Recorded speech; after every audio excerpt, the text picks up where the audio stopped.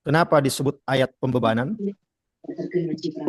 Ya, karena tadi kata-kata kutibah, diwajibkan, tertulis bahwa itu wajib. Kemudian ada keterangan bahwa kewajiban itu lumayan lama, berlangsung sebulan penuh. Dan kalau tidak sempat dilakukan pada bulan Ramadan, harus diganti pada hari-hari bulan suci Ramadan.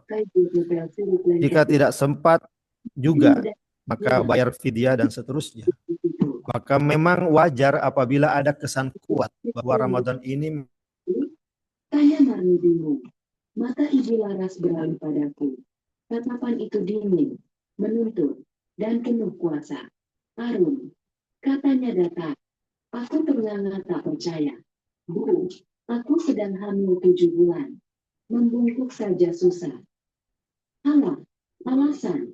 Umumnya ketika kita membaca tafsir, termasuk terjemahan Kementerian Agama, maka yang dimaksud kemudahan di situ adalah kemudahan untuk tidak berpuasa jika berada dalam keadaan sakit atau berada dalam keadaan safar atau musafir.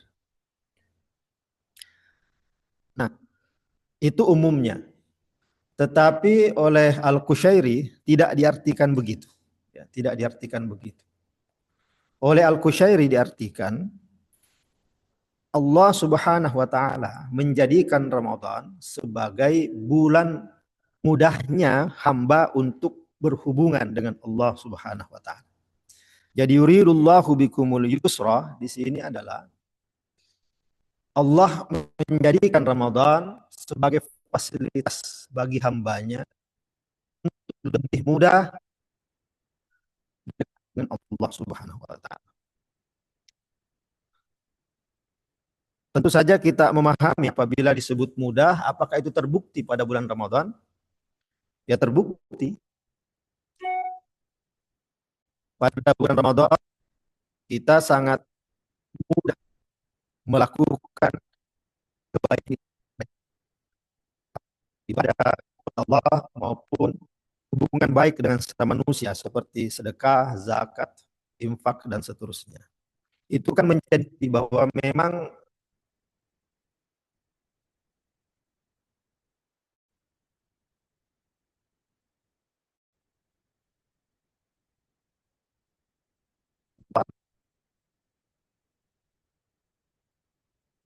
dari neraka.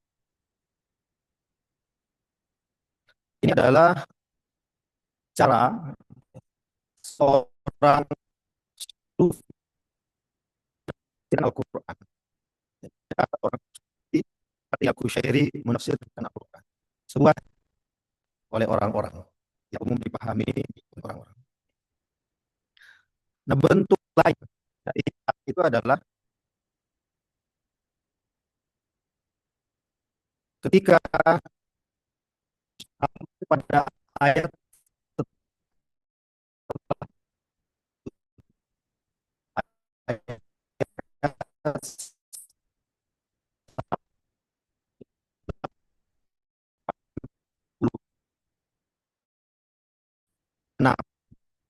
ayat 186.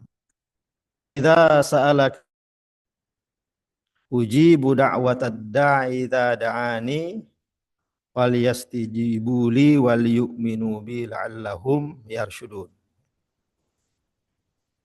Mana Pak Imam, benar ya ayatnya? Saya tidak catat tadi ayatnya. Jadi ayat ini berbunyi wa idza sa'alaka ibadi anni. Jika hambaku bertanya kepadamu wahai Muhammad tentang aku. Nah, Al-Qushairi itu membandingkan dengan ayat-ayat yang mirip dengan ini. Jadi ada ayat-ayat lain yang juga bercerita tentang umat, ya, baik itu umat Rasulullah maupun itu maksudnya orang Muslim atau non Muslim. Itu kadang pertanyaan mereka direkam oleh Al-Quran. Misalnya yas'alunaka 'anir ruh. Kemudian yas'alunaka 'anil mahid. Dan banyak lagi. Yas'alunaka 'anil anfal. Jadi banyak di dalam Al-Qur'an itu ayat-ayat yas'aluna yang merekam pertanyaan uh, orang-orang yang berinteraksi dengan Rasulullah. Nah, yang berinteraksi ini bisa saja muslim atau mukmin, bisa juga non muslim atau non mukmin. Tetapi ada ayat yang tidak bertanya tentang itu, tapi bertanya tentang Allah. Wa idza sa'alaka ibadi anni. Jadi yang ditanya bukan anir ruh, ya, bukan anil mahid, bukan ada juga yas'alunaka anil yatama, bukan. Tetapi bertanya kepada Allah atau tentang Allah Subhanahu wa taala. Kata Al-Qushairi, kalau ada orang yang bertanya tentang Allah, minimal orang itu mau dekat dengan Allah atau sudah dekat dengan Allah. Biasanya kalau kita ditanyakan kabar kita oleh seseorang, maka orang itu dekat dengan kita. Misalnya Pak Imam, bagaimana kabar Pak Prabowo? Oh, berarti dekat dengan Prabowo. Bagaimana kabar Pak Hasanuddin? Berarti kan dekat. Tidak mungkin kan orang bertanya kalau kita nggak ada hubungan apa-apa dengan dia. Nah, itu tanda ya. Jadi itu tanda. Jadi sambungan ayat itu begitu. Jadi ayat awalnya itu 185 itu berkata tentang fasilitas-fasilitas Ramadan atau Ramadan sebagai fasilitas. Kemudian pada ayat setelahnya terbukti fasilitas itu bahwa hamba minimal ingin dekat atau sudah dekat dengan Allah Subhanahu wa taala. Jadi dia bertanya tentang Allah, ya, tidak tentang yang lain. Tidak bertanya tentang bagaimana surganya Allah, bagaimana nikmat-nikmatnya Allah, tidak, tapi tentang Allah Subhanahu wa taala. Jadi posisinya sedang ingin dekat atau memang sudah dekat dengan Allah Subhanahu wa taala. Nah, kemudian ayat itu redaksinya begini, wa idza sa'alaka ibadi anni fa inni qarib. Jadi agak unik ayat ini. Ketika Allah berfirman, jika hambaku bertanya kepadamu tentang aku, ya, kepadamu, sa'alaka ibadi anni, jika hambaku bertanya kepadamu tentang aku. Nah, biasanya redaksi ayat itu fakul, katakanlah, ya, katakanlah. Jadi harusnya teks ayatnya itu begini bunyinya. Wa idza sa'alaka ibadi anni fakul inni qarib. Jika Allah jika hambaku bertanya kepadamu tentang aku, fakul, maka katakanlah inni qarib. Katakanlah bahwa saya dekat. Tetapi ayat ini tidak begitu bunyinya. Bunyinya adalah wa idza sa'alaka ibadi anni fa inni qarib. Jadi yang ditanya Rasulullah, yang menjawab Allah langsung. Fa inni qarib. Ya, bahwa sesungguhnya saya dekat. Jadi ayat itu tidak mengatakan fakul, katakanlah wahai Muhammad inni qarib. Jadi tidak ada perantara jawaban. Jadi jawaban Allah tidak diantarai oleh Rasulullah, dan Allah memang tidak memerintahkan Rasulullah untuk mengantarai atau mewakili Allah menjawab pertanyaan itu. Allah sendiri langsung menjawabnya, fa inni qarib. Saya dekat. Nah, redaksi ayat-ayat seperti ini itu kalau kita baca tafsir-tafsir sufi, ya kita akan ketemu dengan hal-hal seperti ini yang tidak umum dipahami oleh orang-orang. Ya bisa saja ya seorang sufi itu menangkap makna-makna, isyarat-isyarat yang tidak menjadi pemikiran orang umum. Nah, karena itu intinya Ramadan ini adalah bulan yang spesial, ya, bulan yang spesial. Nah, karena bulan yang spesial, maka kita harus menghadapi Ramadan juga dengan spesial, ya, dengan khas. Ya. Kalau di kampung saya dulu di Sulawesi Selatan itu biasanya menjelang Ramadan itulah waktunya rumah-rumah dicat misalnya. Misalnya sudah 2 tahun, 3 tahun belum dicat, biasanya sebelum Ramadan itu dicat. Dibersihkan rumahnya, halaman dirapikan. Itu bukan hanya persiapan menghadapi Lebaran, karena kan Lebaran orang-orang pada datang. Itu bukan itu. Bukan hanya itu. Tetapi itu sebagai tanda persiapan datangnya bulan yang tidak sama dengan bulan-bulan yang lain. Nah, di Ramadan juga dalam banyak tradisi di Indonesia itu ada makanan atau minuman yang biasanya adanya Ramadan saja. Tidak ada pada bulan-bulan lain. Itu juga sebagai tanda bahwa ini bukan bulan biasa. Apakah makanan dan minuman itu tidak bisa dibuat di luar Ramadan? Bisa. Ya bisa saja, kenapa tidak? Tetapi tradisi kita karena sudah meresap nilai-nilai keislaman, maka tanpa terasa, tanpa disengaja, kita membangun mental bahwa Ramadan itu bukan bulan yang sama jika dibandingkan dengan bulan-bulan yang lain. Dan ini sesuai dengan syariat Islam. Sesuai dengan syariat Islam. Karena memang Ramadan bukan bulan yang sama dibandingkan dengan bulan-bulan yang lain. Yang terakhir yang saya katakan pada kesempatan ini adalah bahwa kalau persiapan itu sudah ada dalam tradisi, maka mungkin kita juga secara pribadi perlu mempersiapkan. Menurut saya minimal ada 3 yang perlu kita persiapkan. Pertama, kita memilih salah satu ibadah, ya hubungan dengan Allah, ibadah mahdhah, yang kita hendak tingkatkan, baik kualitasnya maupun kuantitasnya. Ya dipilih saja, kira-kira sholat yang mana, puasa yang mana, dan seterusnya. Sehingga dengan membiasakannya pada bulan Ramadan, di luar bulan Ramadan, kita menjadi manusia yang berbeda. Karena ada amalan yang sebelum bulan Ramadan itu tidak sebagus itu. Kemudian kita memilih salah satu penyebab hubungan kita menjadi buruk kepada sesama manusia. Kira-kira yang mana ya yang membuat hubungan saya menjadi tidak baik dengan sama manusia. Nah, kita pilih, kita renungkan, terus kita usahakan dihilangkan. Kita belajar menghilangkannya pada bulan Ramadan, hingga di luar bulan Ramadan sifat itu sudah hilang.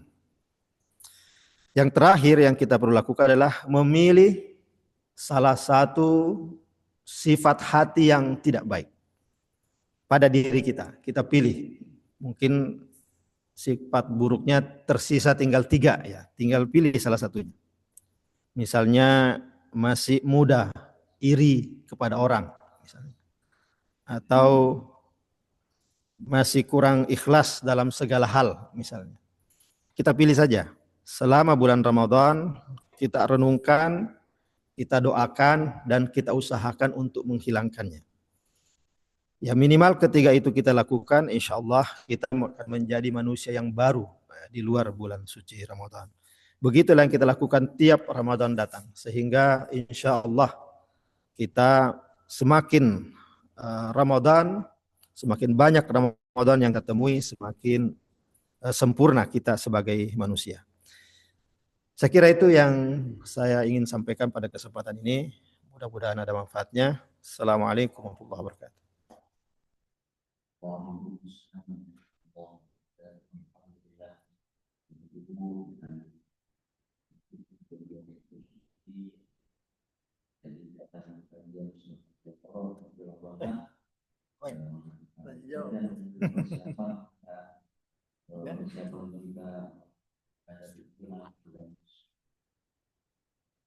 Jadi apa yang disampaikan oleh dari kita, Bapak Ibu perkara dari kita.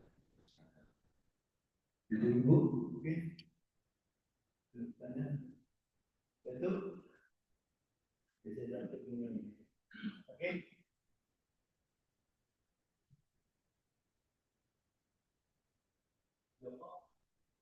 Balai itu.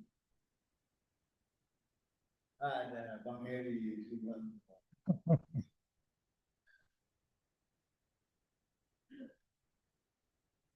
Bisa tenang aja, satu tenang aja.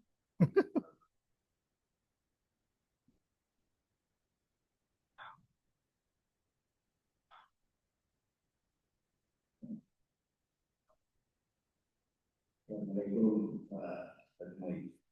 Waalaikumsalam warahmatullahi wabarakatuh. Mungkin tidak langsung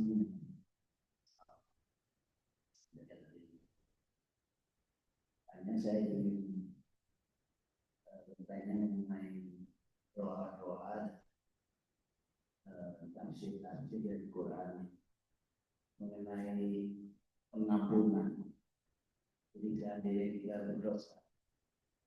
Itu dan kita sering membaca ayat-ayat agar pengampunan dari Allah betul-betul dari hadis maupun dari tafsir.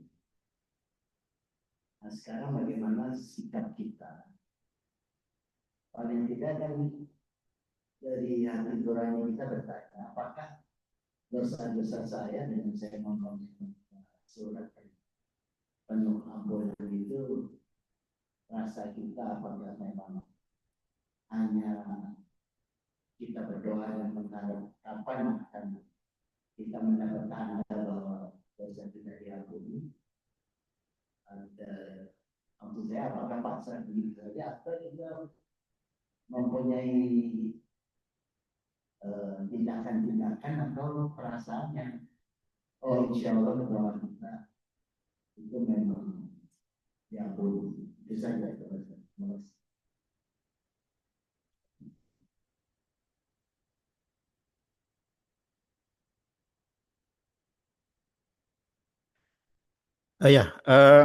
Dosa itu kan ada dua macam ya. Dosa kepada Allah Subhanahu wa taala dan dosa kepada sesama manusia. Ya, ada dosa kepada Allah dan dosa kepada sesama manusia. Kepada Allah ya kita minta ampun kepada Allah. Tetapi kepada sama manusia kita perlu minta maaf kepada orangnya. Kita perlu meminta maaf kepada orangnya. Nah, tapi sebelum itu apakah doa-doa tadi ditanyakan, apakah doa-doa ini cukup ya atau perlu tindakan? Cukup atau tidak cukup, yang penting sesungguhnya ketika kita berdoa itu sudah ada pengakuan bahwa kita bersalah. Itu penting. Jadi pengakuan bahwa kita bersalah itu adalah landasan kita mendapatkan ampunan. Yang masalah itu kan kalau kita tidak merasa bersalah, itu sulit untuk diampuni. Jadi paling tidak kita merasa bersalah dan mengetahui kesalahan kita. Atau mungkin tidak tahu persis kesalahan kita, tapi kita menduga kayaknya saya ada salah nih, cuma belum tahu itu apa. Tapi paling tidak kan kita ada kesiapan mental mengakui bahwa kita itu punya salah. Nah, kita melakukan apa untuk itu? Ya kita berdoa, kita baca Quran. Nah, kalau baca Quran itu kan biasanya di dalam Al-Quran itu ada misalnya di ujung-ujungnya itu misalnya Ghafurur Rahim dan seterusnya ada kata rahim saja. Antara rahim dengan ghafur itu kan dua hal yang selalu bareng ya. Misalnya kalau kita berdoa kepada orang tua, untuk orang tua kita, Rabbi ghafirli wali walidayya warhamhuma. Jadi ada dua kata yang selalu berdekatan itu. Kalau lewat di makam atau ada yang wafat, itu kita juga bilang begitu. Allahumma ghfir lahu warhamhu. Nah, jadi dua kata itu sering berdekatan. Ya. Nah, yang membuat juga dosa itu bisa diampuni, yaitu tadi rasa rahim. Ya, kalau kita punya rasa rahim, maka itu mengundang kita diampuni oleh Allah Subhanahu wa taala. Karena ada hadis ya, irhamu man fil ard yarhamkum man fis sama. Sayangilah yang ada di muka bumi, maka yang di langit akan menyayangi. Kalau sudah disayangi oleh Allah, ya maksudnya di langit itu Allah, maka ya tentu saja ampunannya lebih mudah, lebih mudah. Karena itu rahim ini bisa macam-macam, apa perasaan rahim sayang atau perbuatan yang rahim, saya perbuatan baik seperti sedekah, ya membantu dan seterusnya, itu kan bentuk dari rahim itu, ya bentuk dari rahman itu. Jadi saya tidak mengatakan bahwa sangat perlu melakukan tindakan, saya tidak hanya mengatakan begitu, tapi yang saya ingin katakan adalah jika ada perasaan merasa bersalah, itu sudah menjadi landasan yang sangat penting sebelum melakukan apapun, ya sebelum melakukan apapun. Saya kira itu ya.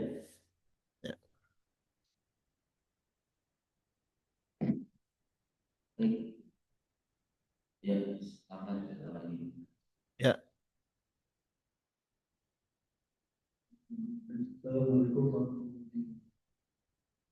Tentang pilihan, kalau kita beribadah baik itu sholat maupun baca Al-Quran, kemudian dan lain sebagainya,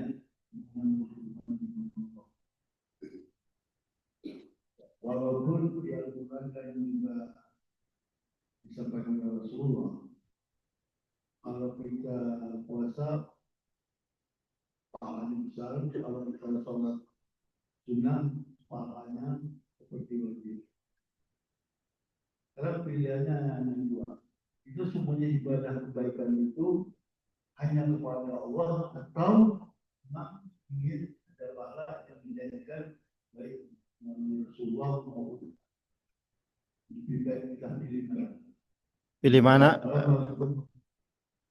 Pilih mana antara apa dengan apa? Ibadah kepada Allah dengan pilih mana antara ibadah kepada Allah dengan apa?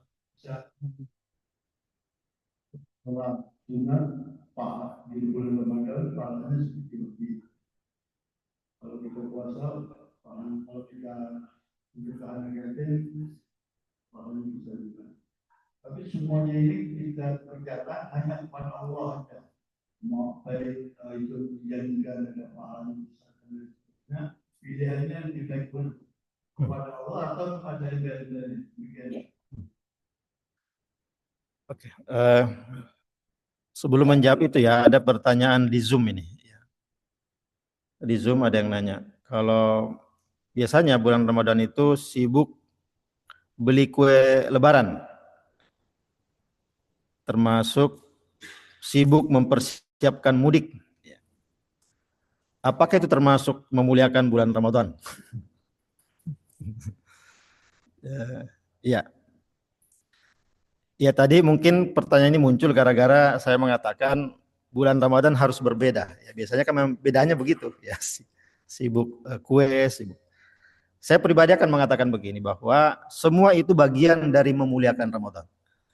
Ya, memuliakan Ramadan.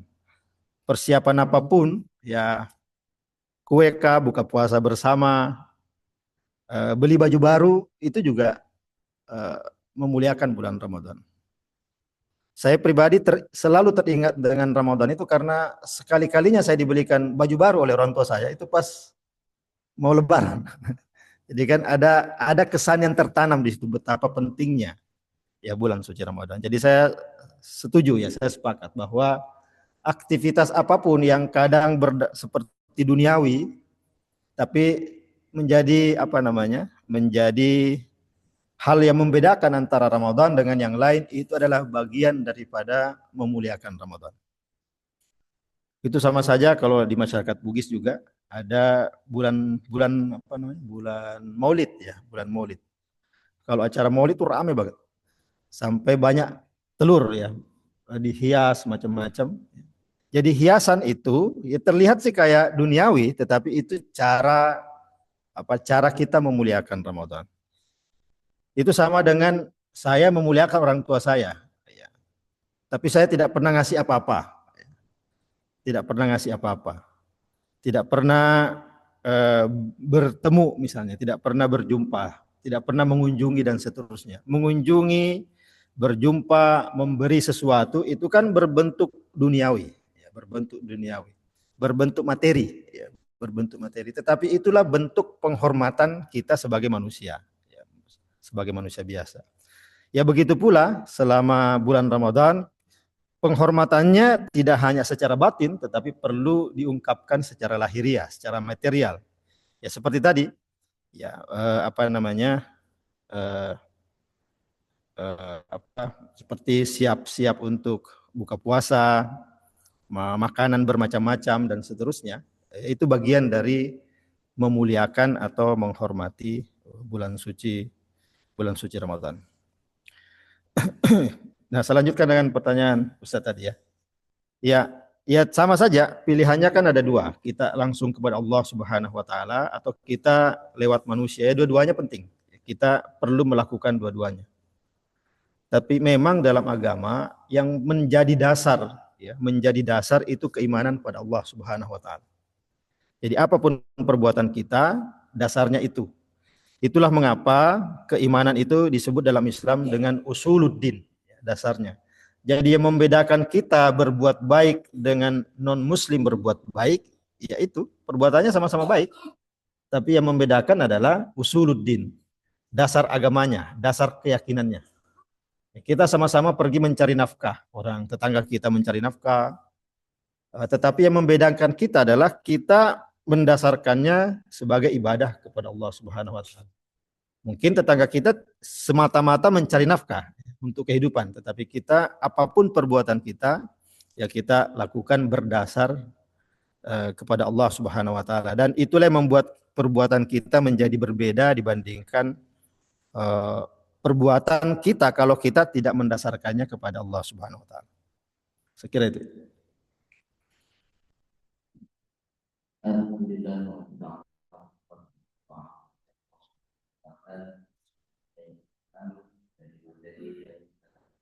Insyaallah menjadi kita memuliakan